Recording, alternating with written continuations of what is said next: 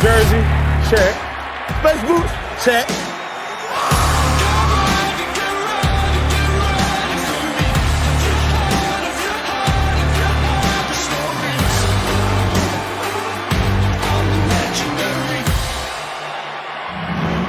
Cam Newton was back on the practice field Tuesday for a second straight day, but only in a limited role as he recovers from a sprained left foot suffered in last Thursday's preseason game. And for those Panthers fans worried about the season opener, Ron Rivera says there's no need. He got out, got a nice little workout in with RV on the side, and then was out for the rest of practice. So he's made good strides, and we're pretty excited about it, because we'll have a couple extra days of practice and get ready for the Rams as well. So any doubt in your mind he could be ready for the Rams? No, there's no doubt in my mind. I mean, he's everything he's been doing, everything he's done. He's done exactly what he needed to, and we're at the point now where it's just a matter of time before once we start our prep, our actual prep for the Rams. All right, so Panther fans, again, breathe easy. You're good, according to Ron Rivera. And here's the deal. You need Cam out there because it's kind of hard to replace this type of impact. He has the third most passing and rushing touchdowns before turning 30 in league history. Only two guys ahead of him, Peyton Manning and Dan Marino.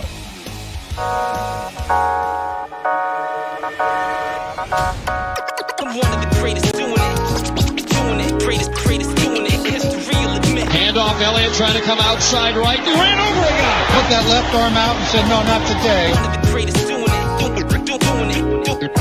it, history will admit.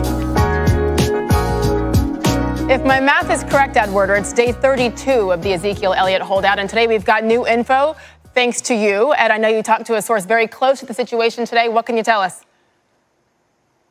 Well, last night I exchanged text messages with Hall of Fame running back Marshall Faulk, and he's down in Mexico working out, Elliott, and he told me that his fitness level is great, but that's not the same as being in game shape. And Faulk intends to try to close that gap by putting Elliott into what he called active game situations, saying the only thing that can't be simulated is the contact required in the NFL. Now, like Elliott, Faulk and Eric Dickerson are represented by Rocky Arsenault. The two Hall of Fame backs have both been very publicly supportive of Elliott. And I asked Faulk whether he believed Elliott was willing to miss games over his insistence on becoming the highest paid running back in football. And he countered with a question of his own, saying, the question is, are the Cowboys willing to have him miss games because I don't believe he should be the highest paid running back in football. And Sage, in 2017, I remember Stephen Jones of the Cowboys speaking to the fact that he felt like Elliott came back from Cabo, the 6-week suspension, and that he was a little bit overweight, 5 or 10 pounds. That being said, he did have an immediate impact. He had 94 yards rushing in his first game back and over 100 in his second. So while he might not have been what they wanted, he was still highly productive. For sure. Everybody knows how much this team needs him. The question is, who's going to blink first? Edward are on standby with that situation. Ed, thank you so much. Other NFL news, could Jadeveon Clowney be heading to the Dolphins? ESPN has confirmed that Miami is interested in working out a trade with the Texans for the three-time Pro Bowl linebacker who has yet to sign his one-year franchise tender with Houston. Clowney has actually met with Dolphins rookie head coach Brian Flores. Here's ESPN Dolphins reporter Cameron Wolfe with more on that. Houston gave Miami permission to meet with Clowney. The goal of this meeting, I'm told, was for Miami to present to Clowney why they believe he's a long-term fit for them, even if 2019 is a rebuilding year. It's believed that the meeting went well. The Dolphins have pursued Clowney for weeks. As Houston's asking price has dropped a bit, Miami's interest has increased. The Texans have had interest in promising left tackle Laramie Tunsil, but I'm told that the Dolphins have been very reluctant to part with him. So the two teams have discussed other players and other draft picks to possibly get this deal done. One important factor to note is that Jadeveon Clowney has sort of a de facto no trade clause because he hasn't signed his franchise tag yet. He can't be traded unless he's under contract. There are other teams involved in trying to trade for him, and there's no guarantee that a Miami-Clowney deal gets done, but Miami is definitely interested, and they hope they can convince Clowney to say yes if the Texans and Dolphins get an agreement.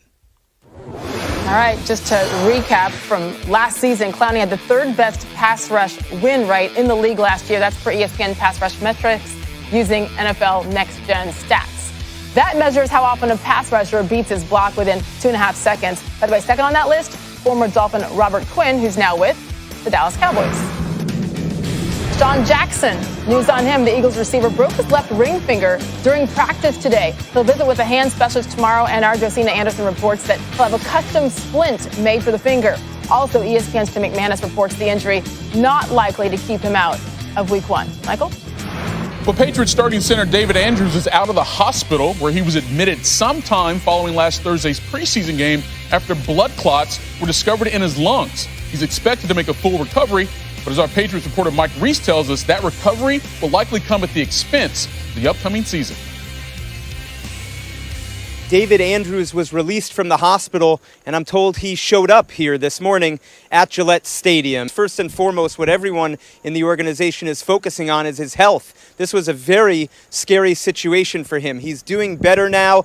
The likelihood, I'm told, is that he will miss the entire 2019 season and then hopefully come back for 2020. He played Thursday night in the third preseason game, 28 snaps, and I'm told that when he came off the field, something just didn't feel right. That led to further tests and led to the diagnosis of the blood clots in the lungs. As for where they go football-wise, four-year veteran Ted Karras is the top backup. He has 5 career starts. He's the next man up, going to be snapping that ball to Tom Brady.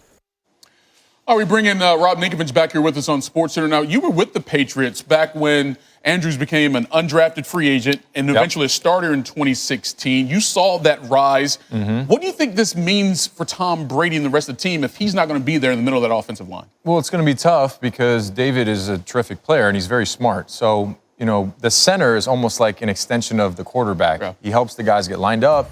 You know, your cadence is very important, especially in a loud environment. You know, not letting the offensive line getting off at the same time, the defensive front not getting off on the ball against you to get a sack. I mean, if you can't change up the cadence, you're in trouble. So, you know, I think that they have Ted Karras, that's the backup. He'll come into the role, but it's a very important position. It's hard to just plug a guy in there and just say, okay, now you have the reins. So, you know, it'll be interesting to see what they do moving forward. You know, obviously they're the Patriots and they can adjust and they move like no other. So it's just hard to see that happening to such a good player, young player in his prime right now. Yeah, if there's any team we've seen over the last decade or so that lives the mantra next man up, it's been the Patriots. But this is a different position to fill. Rob, appreciate the time. Thank you. All right. Still to come, counting down to week 1 of college football. Why Kirk Herbstreit believes there will be a first-timer in this year's playoff. Plus, what one of the greatest kickers of all time has to say about Carly Lloyd.